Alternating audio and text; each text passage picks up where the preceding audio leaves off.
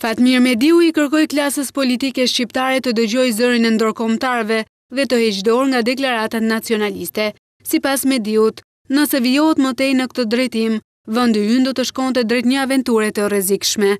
Në konferencën e Partisë Republikane të Degës së Tiranës, zoti Mediu listoi pasojat negative për vendin në rast se do të vijohet më tej me këto deklarata. Të thuash sot se shqiptarizmi apo çështja shqiptare është në kryq, ky është jo vetëm mediokritet, është jo vetëm njohuri, por është dhe një charlatanisëm pa prerë.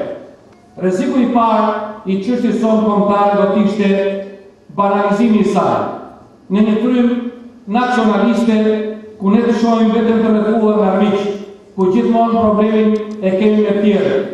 Gjithmonë të tjerët na kanë borxhe dhe ne nuk I kemi asnjë borxh qytetarëve dhe vetvetes. Por kreun e Partisë Republikane Fatmir Mediu kombit nuk nxirret në pazar, as për firma dhe as për përfitime momentale politike. Nëse ne mendojmë sot se po firmosim, po deklaruam bashkimin kombëtar apo heqjen e kufive, e zgjidhëm çështjen tonë kombëtare, kjo është më shumë se Sarajevi.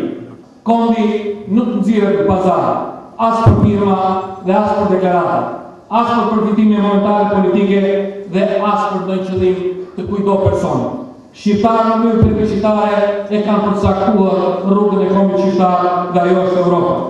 Duke sjellë në vëmendje izolimin që I bëri diktatura hoxhiste e vendit, zoti Mediu tha se tashmë rruga e vetme e bashkimit shqiptar është ajo në familjen e madhe europiane.